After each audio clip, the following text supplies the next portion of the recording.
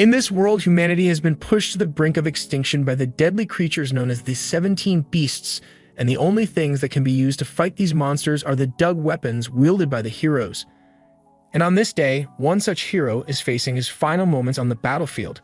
He had managed to defeat the beast known as Iban Candle, but all the energy he used to fight has taken its toll on his body, so as Iban Candle explodes in a fiery blaze, Willem's body is petrified due to a curse, but 500 years later, he is revived as the sole survivor of the human race.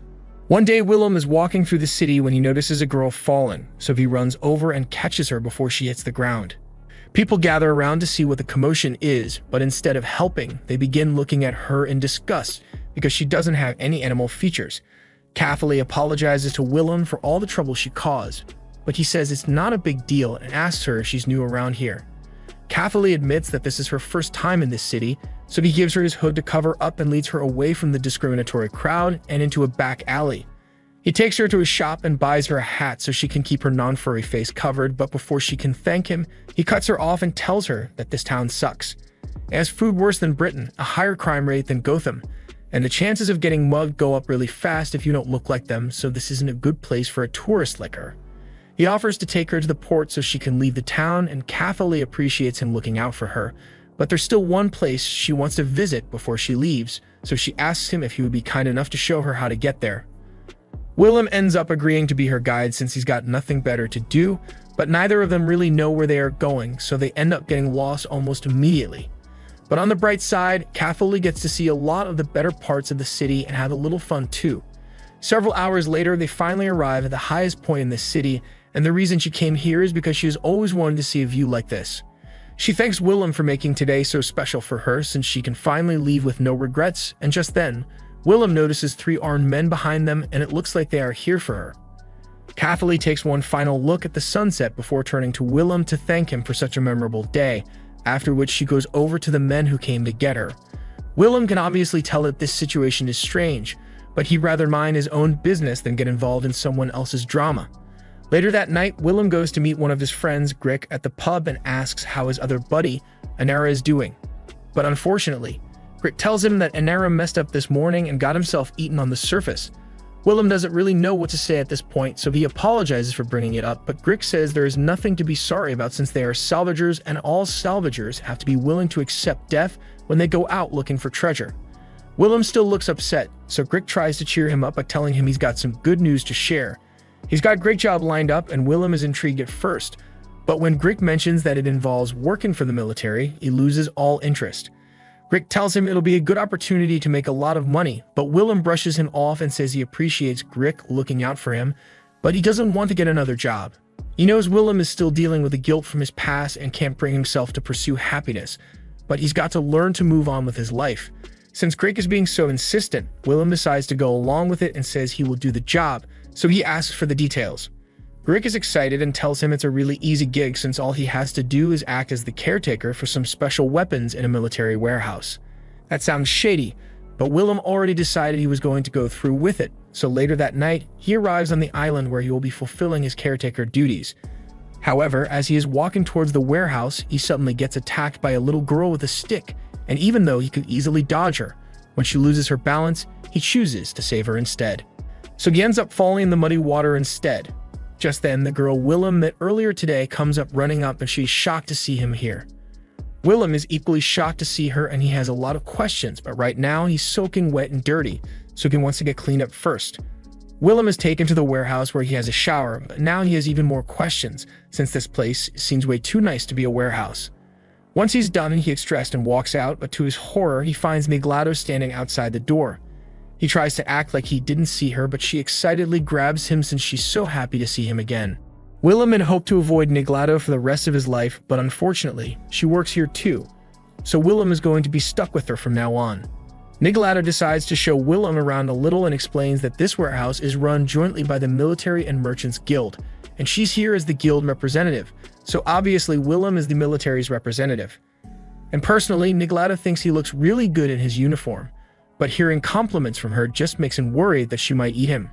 She pours him a cup of tea and assures him that while she may find him delectable, he's the last of his kind, so she would never be so impatient as to gobble him up immediately. That is, unless he wants to give her permission to eat him. Niglato is really desperate, so she'd settle for gobbling an arm, a finger, or maybe even Willem's juicy meat, but Willem shuts her down immediately. Anyway, Willem changes the subject and asks Niglato what his job as a caretaker is, but she informs him that he doesn't really have to do much. In fact, the last 2 military caretakers never actually showed up on this island, so if Willem wants, she can help him arrange accommodations elsewhere. Willem tells her that won't be necessary since he actually plans on doing his job, plus he doesn't trust Niglato enough to let her arrange his accommodations anyway. Niglato calls him mean for not trusting her, but it's hard to blame him since Niglato quite literally loves devouring people. That aside, Niglato is glad Willem is really going to stay here since it means she can take care of him again, but while Niglato is staring at Willem all cutesy, he needs to remind himself that when she asked if she could gobble his meat, she probably meant that in the literal sense. Just to make sure he isn't in any danger, he asks Niglato if she intends to eat him, and she answers that while she does want to get a taste of his meat in more ways than one, she won't do it unless he gives her permission. Willem acts like he didn't hear that, and instead asks Niglato for some information about what kind of job this is, because from what he knows, he is meant to be taking care of some special weapons, but he hasn't seen anything like that around. Niglato understands why Willem is confused, so she goes over to the door and opens it, revealing 4 little girls who had been eavesdropping, and tells him that these are the special weapons Willem will be taking care of. The next morning, Willem is introduced to all the children that live here, and he's wondering when the child labor laws got repealed because it makes no sense to him how these kids would be considered military weapons. Regardless of the ethics of the situation, he is still meant to be their caretaker, so he tries to make a good first impression on them. However, all the kids are deathly scared of him for some reason, so whenever he tries to get close to them, they mostly run or hide. Just then, Niglato licks him on the cheek and says the serious look on his face made him look so delicious, so she couldn't stop herself from tasting him. While a little disturbing, Niglato's inappropriate actions did give Willem an idea of how to win over the kids. He heads over to the kitchen and girls follow him to see what he's up to, but they are surprised that Willem can cook so well. When he's done, he holds out a spoon for Keithalie to taste the food he made, but she's too embarrassed to do it, so Nefren tastes it instead, and she absolutely loves it. Step 1 of Willem's plan is finally done, so he moves on to step 2 and uses his sauce to make some delicious pudding for the kids. The kids absolutely love the dessert, and where they were avoiding him before, now they are pretty much flocking to him. A little while later, he is outside watching some of the girls play with one another, but while chasing after a ball, Almeda falls off a cliff. None of her friends really seem to care though, so Willem runs down to check if she's alright.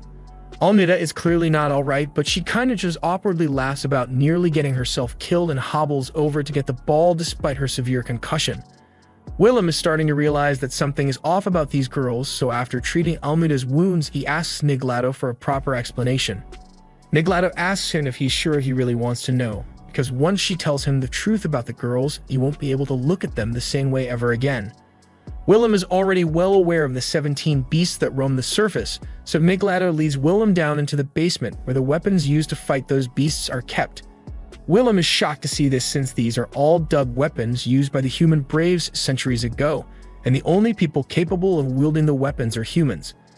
But the beasts wiped out almost all life on the surface, including the humans, so all the surviving species were forced to live on various floating islands. Normally, there would be no one left to use the dug weapons, but that's when Niglato informs Willem that those girls are a special species of fairies called leprechauns, and they have mimicked humans for so many years that they are practically the same as humans, and as such, they are capable of using the dug weapons. And to make them effective weapons, the girls have been raised to have no regard for their own lives, so they would happily march to their deaths at any time. In fact, Willem is informed that Keithalie and Aithia are out on a mission right now, so he heads to the port to wait for their return since he's worried about them. Thankfully, the two of them return in one piece, but while Aithia seems to be perfectly fine, Keithalie is out cold. Willem carries Keithalie back home, and when she finally wakes up, she's surprised to see Willem sitting at her bedside. She asks him why he's here, but he says he's the caretaker here, so it's natural for him to take care of her. Keithalie still insists that he doesn't need to bother himself with looking after her, especially since she doesn't have much time left. Willem asks what she means by that, but Keithalie explains that in 5 days, Island 15 will be attacked by a beast. Normally, beasts wouldn't be able to reach any of the sky islands, but this one in particular can release part of its body to attack the islands in the sky. Willem asks how she's sure that the beast will attack in 5 days, but after centuries of fighting beasts, the people of this era have developed ways to predict their attacks. And by using her dug weapon at max output, Keithalee can generate enough energy to blow herself up and take the beast out with her. She's not happy about it, but she feels that it's necessary to make sure no one else has to die, so she asks Willem if he would grant her a final wish before she dies. She blurts out that she wants a kiss, but then she realizes that she said that out loud, so she rolls over in embarrassment. She says she doesn't want to talk anymore, but Willem rolls her over, and just like she wanted, he gives her a kiss. On the forehead, but still a kiss. Keithalee is so shocked that she barely felt the kiss, so she's about to ask him to give her another one, but Willem is already rolling her on her back and taking her shirt off. He explains that the reason Keithalee felt so weak after coming back is because she used too much venom and it's causing muscle soreness, but a good massage should fix it. After Keithalee falls asleep, Willem heads to the records room to search for anything that will allow Keithalee to survive her mission, but this place is an unorganized mess, so it's going to take a while. Nefer notices Willem hard at work and she feels like helping him out, so she offers to assist him with his search. By the next morning, Keithalee is finally awake, and she is hit with a second wave of embarrassment after she recalls how she asked Willem to kiss her yesterday. She eventually overcomes the cringe and decides to get out of bed, but just as she is heading out the door to go look for Willem, some of the other kids tell her that Willem is sleeping with Nefer.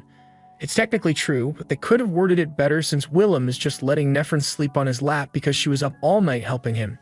Keithalee asks what they were doing here, so Willem explains that he was looking through the records for a way to prevent Keithalee from having to blow herself up during her mission.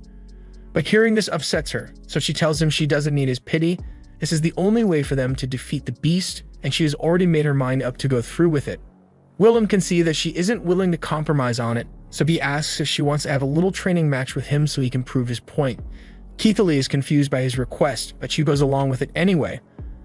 Although she warns Willem that fairies like her are the only people who can wield the dug weapons properly, Willem ignores her warning, so the match begins and Keithalee intends to end it in one swing. However, a second later she lands face first in the dirt.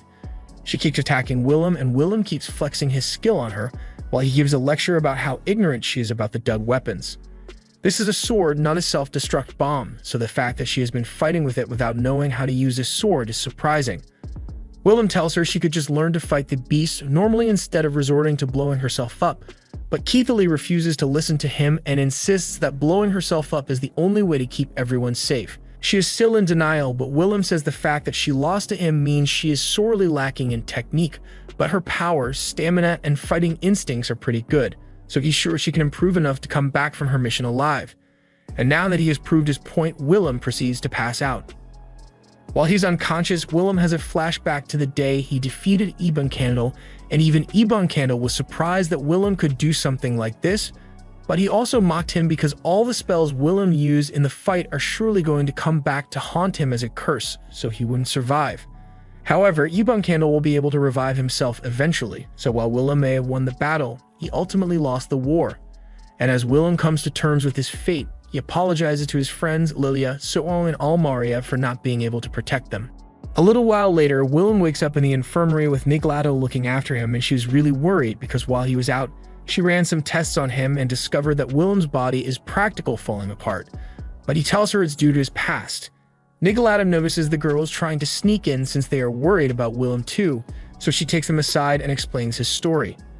Years ago, Niglato was part of a salvager group, and while on the surface one day, she came across a man petrified and frozen in ice. They took him back to one of the Sky Islands so they could undo the petrification curse, but when Willem finally woke up, he went into a frenzy because he did not know what was going on. Eventually, they managed to calm him down so they could tell him about the current state of the world. Humans had turned all other races against them, but they kept fighting, so eventually they were wiped out entirely, leaving Willem as the last human alive. Niglato was worried that the kids might turn against Willem since most people hate humans, but they are actually really interested in hearing about his past. But while the others do that, Keithalee flies off because she has a lot to think about. Later that night, Willem is out in the field doing some maintenance on Keithalee's dug weapon to relax himself when all of a sudden, Keithalee returns. She asks him what he's doing with her weapon, so Willem decides to put on a little show for her. He disassembles the dug sword for tuning and explains that all those tiny fragments are talismans that were stuck together to form a blade. Although most of the individual talismans are pretty useless, They do things like give directions to the north, prevent nightmares, or stop you from getting burnt. But their true power comes from the wielder chaining talismans together to create entirely new effects.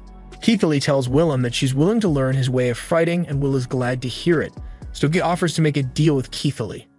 If she gets stronger and manages to come back alive, then he will do anything she wants.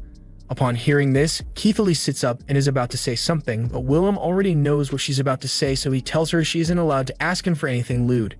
She's a little disappointed, but she has another wish in mind and tells Willem she wants him to bake a cake for her if she comes back alive, but she's going to need his help to make sure she can survive, and Willem is more than happy to train her. 2 weeks have now passed since Keithley and the others went on their mission, and they haven't heard any news about the girls, so Willem is starting to get anxious that they might have died in battle after all. Nilada can see that he is worried, so to get his mind off it, she asks him if he wants to do a small job for her.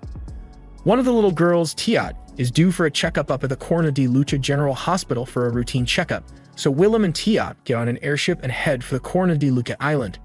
It takes a whole day of travel, but when they finally get there, Tiat is really excited because she loves seeing new places. Willem asks her if she wants to do a little sightseeing since she doesn't come here often, but Tiat declines because this is a serious trip, so she'd never want to do something as silly as go sightseeing. Although Willem can tell that Tiat is just trying to act like an adult, so he makes a compromise and says he wants to take a look around while they walk to the hospital together. Tiat is overjoyed to hear this, so the two start taking the scenic route to the hospital, and Tiat is loving every single landmark they come across. They even spot a fountain with an urban legend that says couples who come here will be happy for 5 years, although it doesn't look like the legend is working for that dude who just got smacked.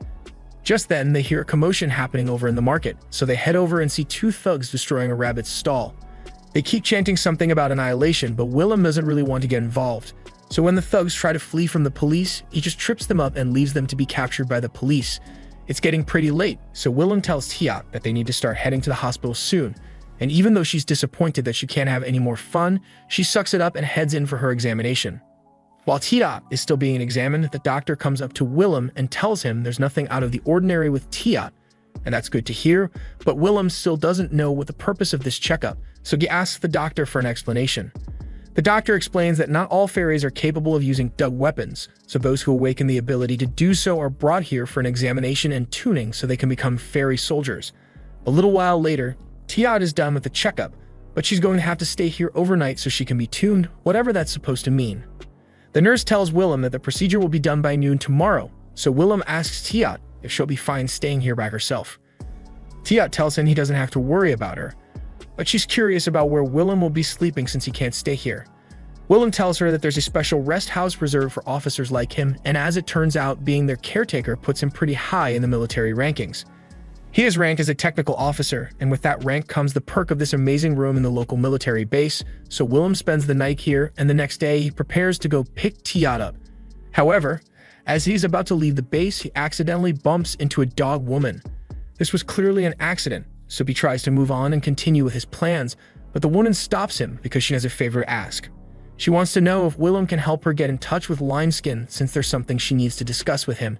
But Willem tells her that Limeskin is currently with Keithley and the others fighting a beast, and a magic barrier was put up around the area, so communications would be impossible. Just then, here's some soldiers panicking because they just received some news about the mission Keithley was sent on, and to his horror, they tell him that the mission was a failure. Willem falls to his knees in tears at the realization that Keithley and the others most likely died in battle. However, even though the mission was a failure, it turns out that Keithley and the others are actually still alive. So the second Willem sees them, he runs to hug Keithley as fast as he can. During that battle, all the training Willem gave Keithley was really paying off since she was dominating the battlefield all on her own. So the mission was on track to be successful, but unexpectedly, a second beast appeared out of nowhere. And this one was much stronger than the initial threat. So Limeskin ordered everyone to retreat and declared this mission a failure since there was no way they could win at this point. However, Keithley refused to accept that since she promised Willem that she would win and come back alive, so in order to make sure they don't lose to the beast, she was prepared to charge back in alone. But as she approaches, she begins seeing horrifying visions that stop her in her tracks. In the end, they had to retreat after all, and they were forced to crash the entire island to get rid of the beast, but Willem is just glad they all made it back all right. Limeskin commends Willem for the training he gave Keithley, because it really made a difference in her combat abilities. However, Keithley doesn't seem too happy about it since she feels responsible for the mission's failure. She thinks they could have saved the island if she had just blown herself up like originally planned, but Nephron points out that even if she had done that, the second beast that appeared would have still forced them to abandon the island, so them all making it back alive was the best possible outcome. Keithley agrees that Nephron makes a good point, but that aside, she asks why Nephron has been sitting on Willem's lap this entire time. Nephron says she's doing it to make Willem feel better, but really, she's just doing it because she likes sitting in his lap. Just then, Fear runs into the room because she has some urgent matters to talk to Limeskin about. She shows him a letter from the group known as the Annihilation Knights, and they are threatening to assassinate her father, the mayor, because they don't like his new policies. The mayor has been working on creating laws that prevent discrimination based on someone's race, but the Annihilation Knights hate the idea of that, so they will do anything to stop it. She wants Limeskin to help her stop the Annihilation Knights, but unfortunately, Limeskin says he can't help her. His position as a high-ranking military officer means he is not allowed to get involved in any political disputes, but he does know someone who might be able to help her. He looks over to Willem and is about to ask him for help, but Willem cuts him off and says he doesn't want to do it. Fear starts pleading with Willem to reconsider, but he ignores her and starts walking away because he still has to go pick Tiat up. Fear keeps following him around and trying to convince him to help stop the Annihilation Knights, but as much as Fear believes she's in the right, Willem can't just go and take them out because they sent out a threatening letter. Eventually, they all arrive at the hospital to pick Tiat up, and she looks perfectly fine, although she's been permanently traumatized by all the needles they injected her with. Since they've got some time before their airship arrives to take them home, so Willem decides to continue their tour so Tiat can have a little more fun. Fear has still been tagging along with the group this whole time, but while she still wants Willem to help her, she is incredibly passionate about this city, so she gives up on asking for help and offers to give them a tour around Corna di Luce. While Fair shows them around town, Willem notices that someone has been following them for a while, and he has a bad feeling about this, so he asks Fear if she can take them to an attraction that is a little more secluded. Fear doesn't know why he'd want to go to an unpopular spot, but she goes along with his request and leads them all to an old wishing well in a back alley. Once they are away from the rest of the public, the people who were following them reveal themselves as the Annihilation Knights, and they say they are here to kidnap Fear so they can blackmail the mayor into stepping down. Willem couldn't act before because there wasn't enough justification, but attempting to kidnap someone in broad daylight gives him a pretty good reason to get involved now. So he proceeds to take the Annihilation Knights down one after the other and leave them to be arrested by the police, so the Annihilation Knights' problem is pretty much resolved. Afterwards, he and the girls head for the port so they can go home, but at the gate, Willem finds a man waiting for him. He says there's someone who wants to meet Willem, but Willem isn't interested in any meetings right now. But when the man mentions the name Suong, Willem is forced to agree to the meeting. After a long trip, the girls finally return home, and Niglado is elated to see them all back in one piece instead of in chunks. But Keithley doesn't seem like she's in a good mood. She had planned to surprise Willem by making it home safely, but the surprise has already been ruined, and now he's not even here to celebrate with her. Meanwhile, the great sage, Suong, is being led to the meeting room and is informed that there's a man waiting for him who is capable of tuning dug weapons. Suong doesn't believe it at first since there's only one man who is capable of tuning dug weapons, and he's long dead by now. However, to his utter shock, he sees that man sitting right in front of him. Willem is glad to see Suong again after so many years, and Suong has a lot of questions to ask, so they sit down to catch up with one another. Willem explains that he was petrified on the surface for 500 years, but he was found and revived. However, Willem is curious to find out how Suong is still alive since 500 years have passed. Suong reveals a mass of dark energy swirling in his chest where his heart should be. On the day of their final battle, Suong was killed along with Amissa, but just before he died, he placed a curse on himself to stay alive. Now he can no longer die of injury or old age, but he can't call himself a human anymore. But even with his current circumstances, Suong is actually pretty happy with his life, so he doesn't want Willem to feel sorry for him. Willem is just happy that his close friend is still alive, but he is quite surprised that Amissa of all people died in that battle because he was sure that if anyone could survive that calamity, it would have been her. Willem, Suong, and Amissa used to be practically inseparable back when they were kids. Willem is glad he got the chance to reminisce with an old friend, but Suong is in a bit of a dilemma because he doesn't know what to do with Willem now. Willem is the only person capable of tuning the dug weapons, so he is a perfect fit for the caretaker role, but Suong would have loved to give Will a higher position in the military though. Willem isn't really concerned with his position in the military, so he tells Suong he will have to wait till next time because he made a promise to Keithley, and he plans to return as soon as possible so he can fulfill it. However, before Will could leave, Suong tells him that there's someone he wants him to meet, so he ends up dragging him all the way over Island 2. Meanwhile, back home, Keithley is still suffering from those terrifying visions, and they seem to be getting worse. Over on Island 2, Suong introduces Willem to this disembodied skull, and Willem is confused at first, but he soon recognizes it to be the same Eben Candle he killed 5 years ago. Eben Candle begins a long evil monologue after he recognizes Willem, but Willem isn't listening to all that, so he tells Eben Candle on to just skip the dialogue.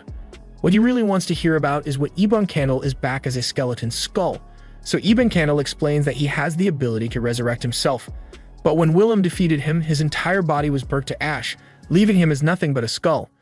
And Eben Candle has been using his powers non-stop ever since he resurrected to help keep the islands floating, so he hasn't had a chance to start regenerating his body. Thanks to Eben Candle and Suong's combined power, they managed to raise several islands into the sky and keep them floating so the population to escape the beasts, and by chance, the islands have managed to stay afloat for the last 500 years. But now that Willem is back, they won't have to run anymore.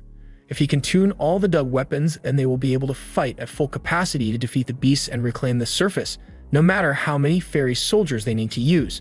That last statement doesn't sit right with Willem, so he grabs Suong by the neck and demands to know if he's the one who came up with the idea to have the fairy girls blow themselves up to fight. In Suong's defense, he had no other choice since the fairies are the only ones who can use the dug weapons, and while that may be true, Willem still doesn't agree with the idea of trying to reclaim the surface by using fairies as disposable weapons. Suong knows his methods might seem cruel, but those girls aren't really alive in the first place. He has a necromancy skill that allows him to give a body to ghosts who wander with lingering regrets, and as ghosts, they have no fear of death, making them the perfect candidates to fight with the dug weapons. Although if one of them uses too much energy at once, there's a chance that their memories of their tragic past life might return and cause their mind to break. And coincidentally, a report comes in at that exact moment informing them that Keithley's past memories returned and it has left her brain dead.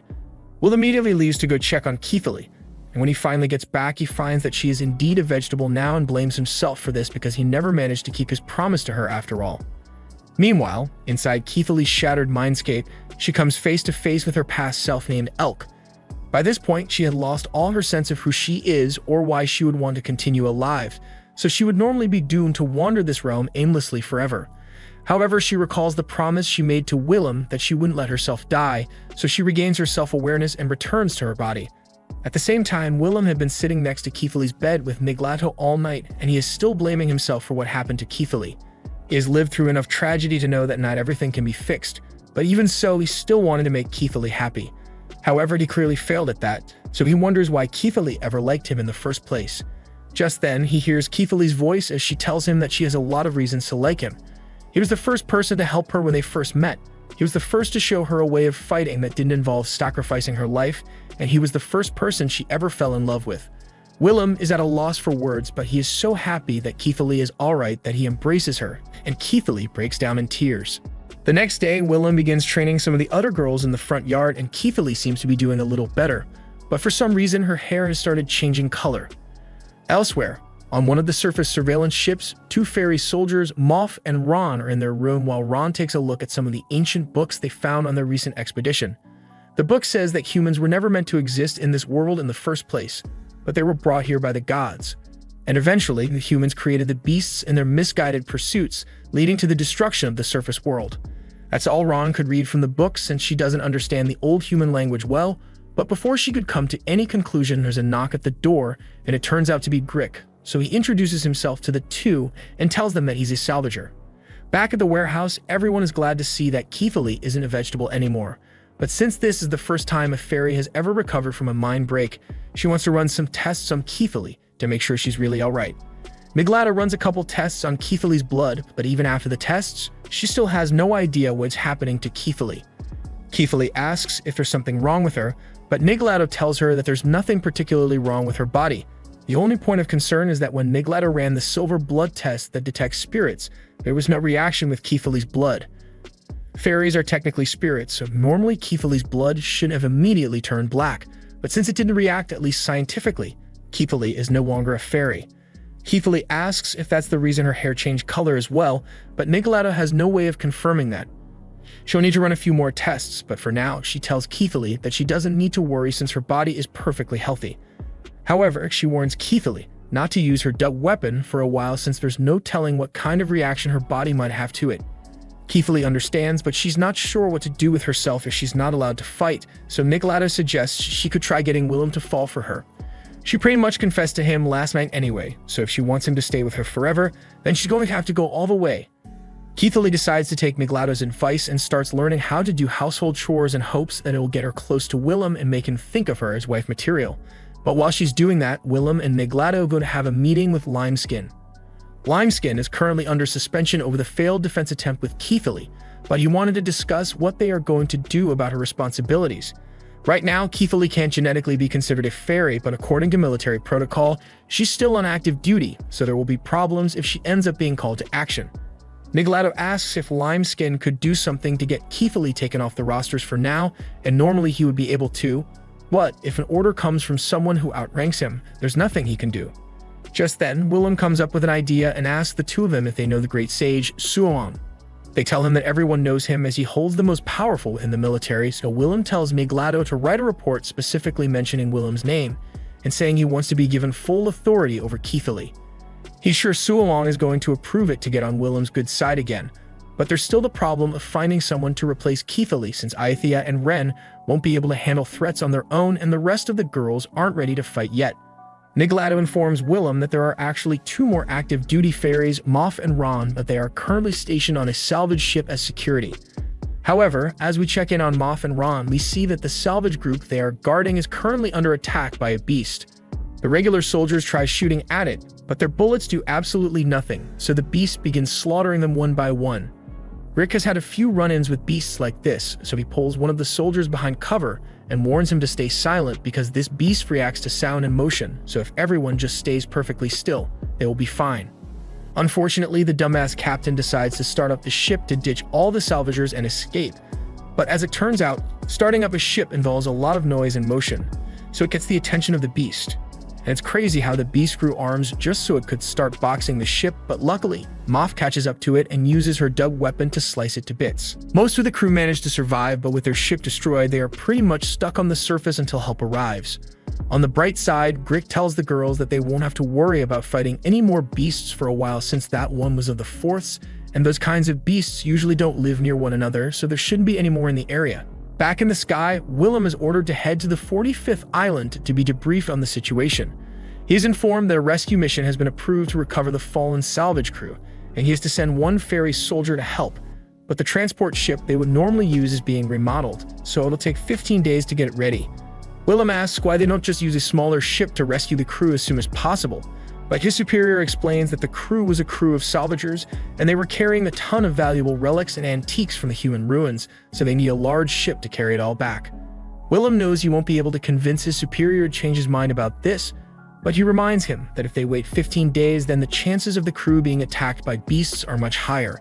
However, the superior says there are two fairy soldiers with the crew, so they should be able to protect everything, even if it means sacrificing themselves in the process.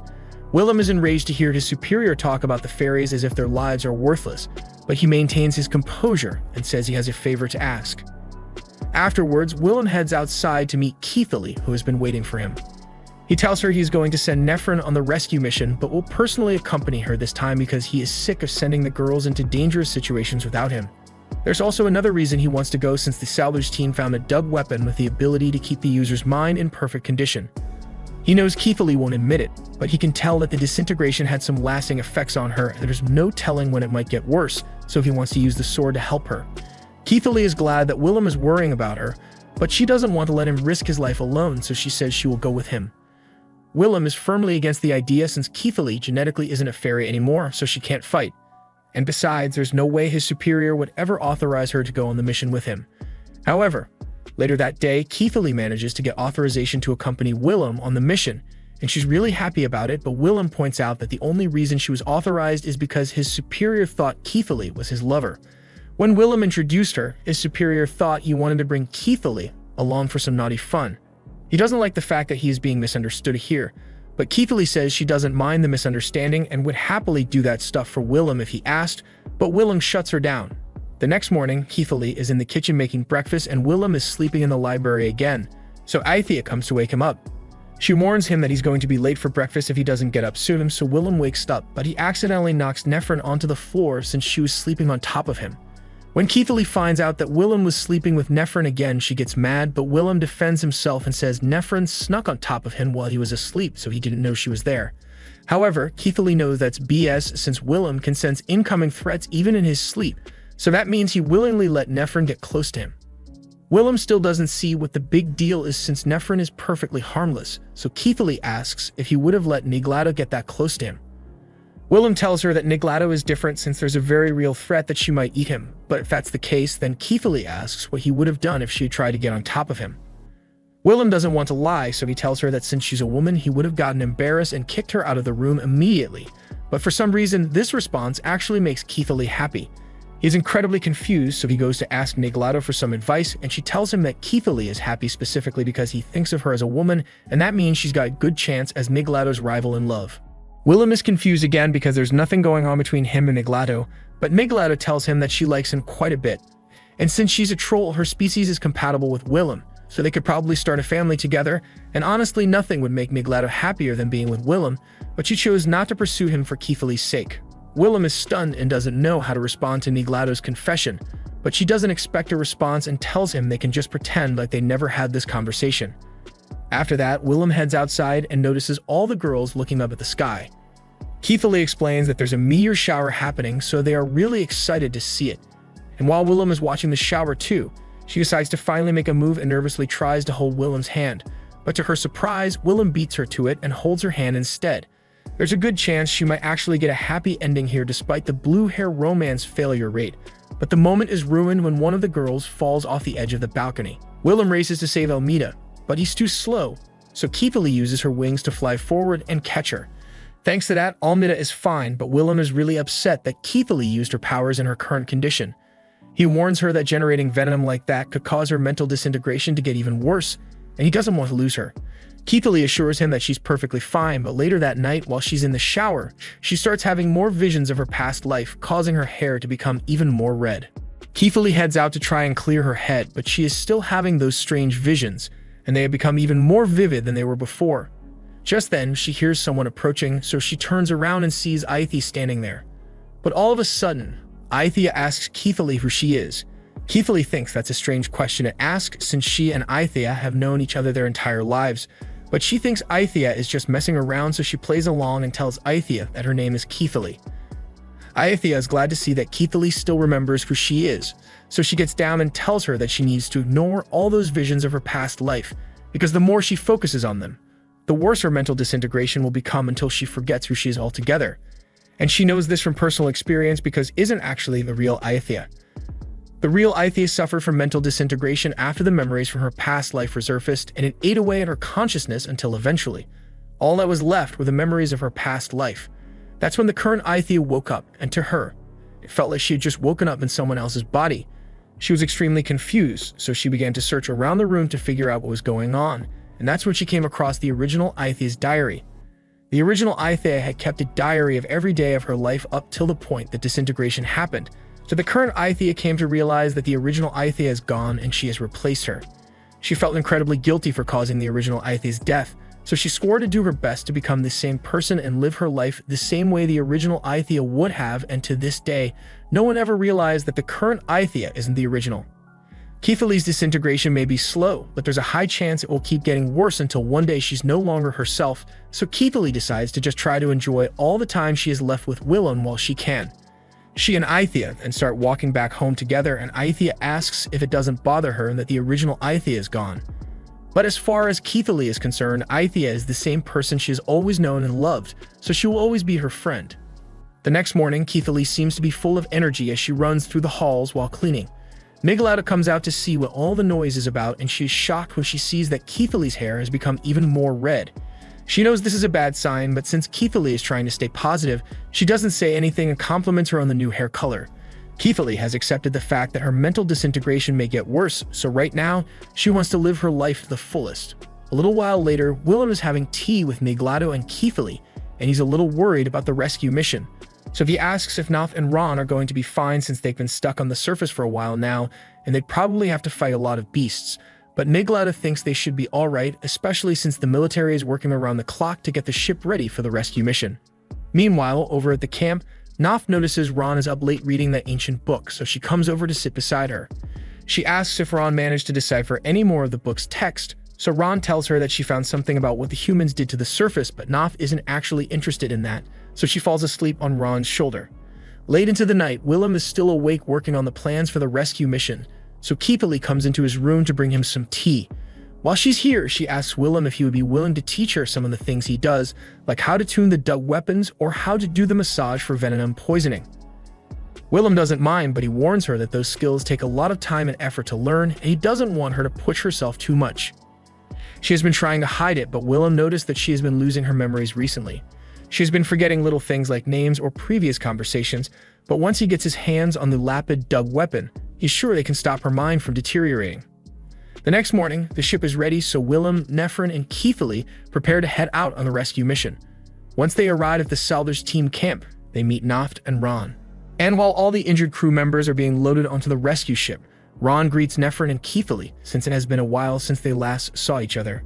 It's nice to see them again, but Ron is a little confused by Keithley's new hair color, as well as the fact that there is a random man with them.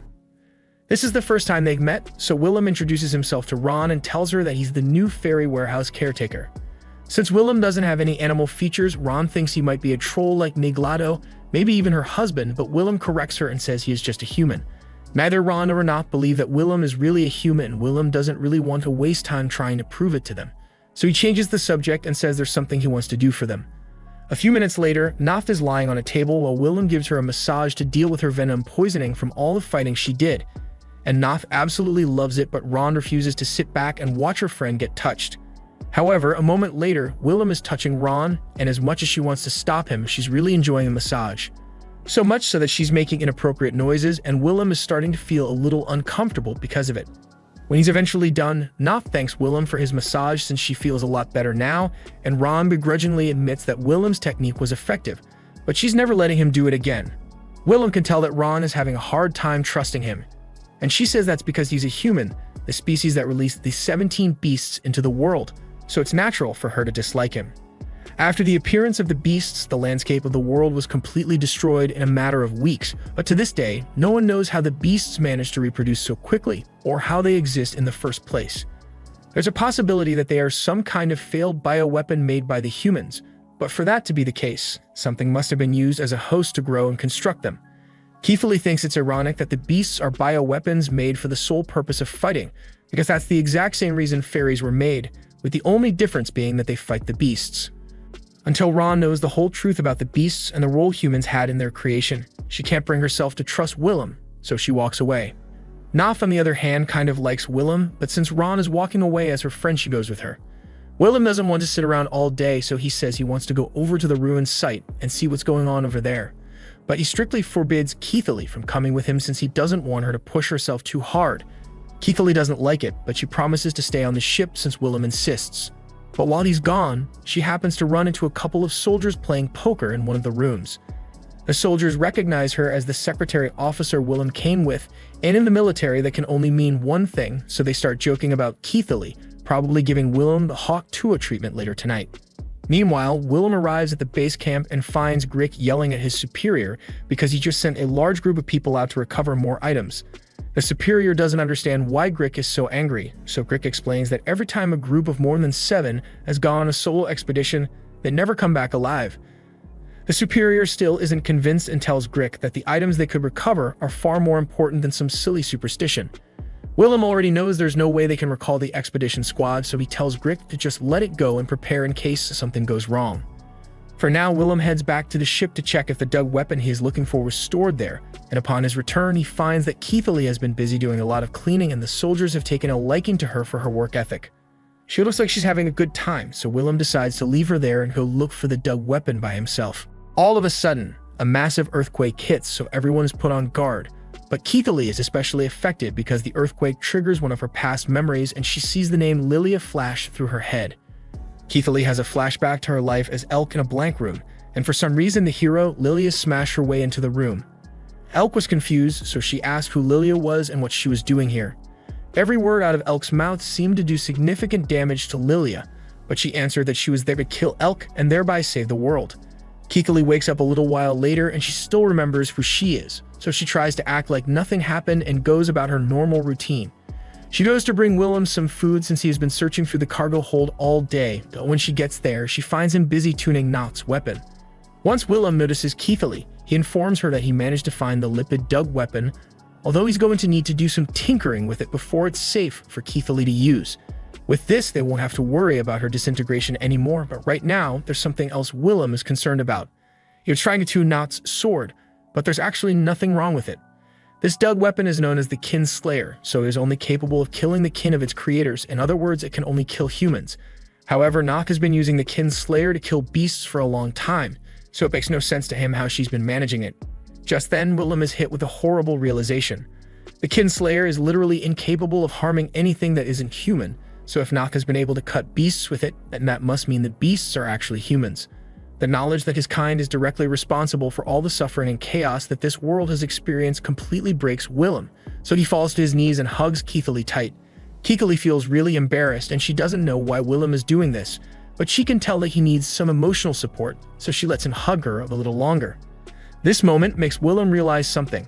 Ever since he was revived from his petrification, he had been living an aimless life, but Keithley gave him a home to come back to, someone to protect, someone he wants to make happy. He swears that he will make her happy no matter what, so he looks her in the eyes and asks her to be with him forever. The next morning, Keithley wakes up and tries to go about her day as usual, but she can't get Willem's proposal out of her head, so she's still all giddy about it. Later that day, she is walking with Willem and things are really awkward between the two of them after the proposal Willem made yesterday. Willem finally breaks the silence and tells Keithley that he is serious about marrying her, but she already knew that and tells him she'll be by his side forever. But before anything more can be said, they get called over by Grick since he has something he wants to show them. According to this legend, this world was once home to gods, but they were all destroyed after they tried to wipe out humanity. The first one is Carmen Lake, followed by Jade Nail, and lastly, there's Iban Candle. So Iban Candle was actually one of the gods. Willem mentions that he was the one who killed Iban Candle, but Grick thinks he's making it up since he may be strong, but there's no way Willem could be a god slayer. For now, Grick just moves on and tells Willem he has something else to show him. He leads him to the ruins of a house, and from what Willem had told him, this should be his childhood home. Willem begins having flashbacks to the past and the people he left behind, and he is filled with deep regret for never making it back home to them. All of a sudden, Keithley starts getting visions again, and it feels like something is calling out to her, but whatever it is coming from underground. Grick and Willem notice something is wrong with Keithley, so they ask if she's alright, but in the next second, the ground beneath their feet crumbles, and they are all sent falling into unknown territory. At the same time, beasts begin to emerge from cracks and crevices all over the ruins, so Nephrin has to fly out and engage them to prevent unnecessary casualties. Meanwhile, down in the cave, everyone seems to be alright, but Keithley is still having visions, so she doesn't notice the giant boulder that's about to crush her. So Willem jumps in and pushes her out of the way before she gets hurt. Keithley finally snaps out of her daze, and she's worried about Willem since he got hit by the rocks, but Willem says he's fine. More importantly, this place looks like the cave the scavenger team was sent in, and hopefully if they follow the torches they left on the walls, it should lead to the exit. However, as they follow the torches, all they find are the half-rotten remains of the scavenger team.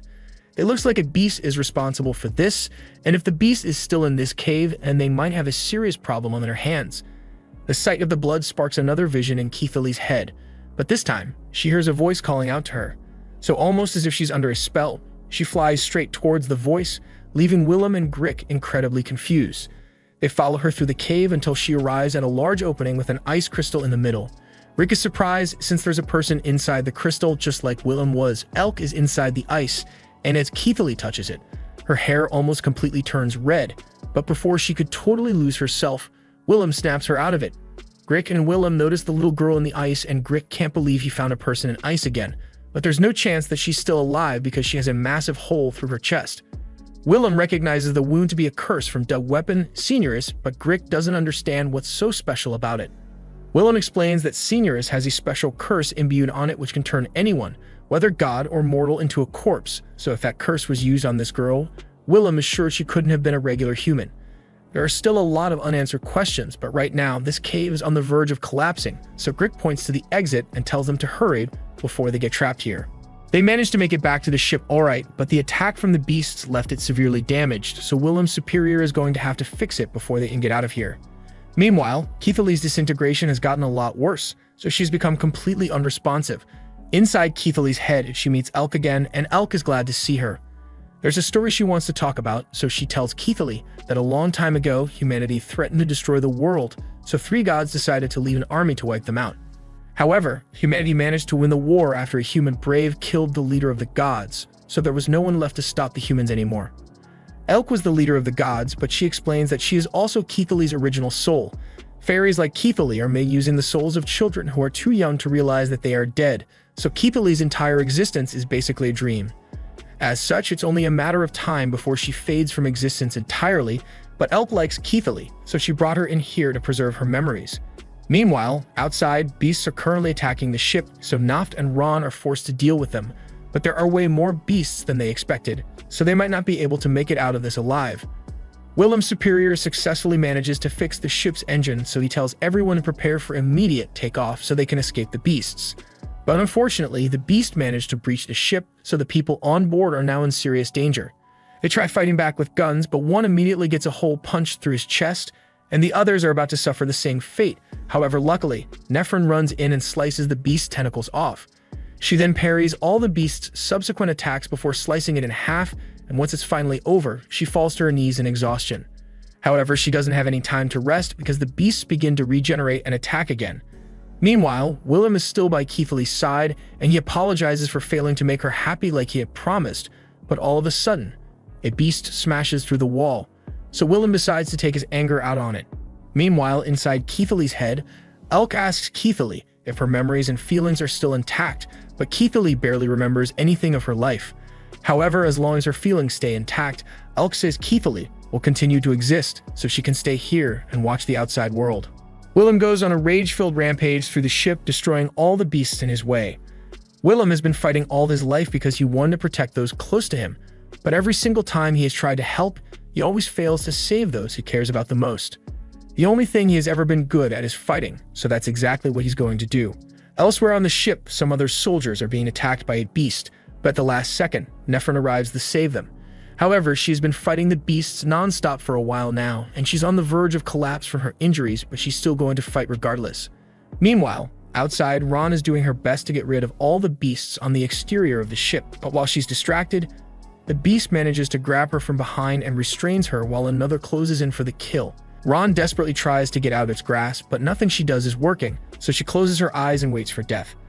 However, at the last second, Willem arrives and takes out the beast holding Ron before catching her and kicking the other beast off the ship.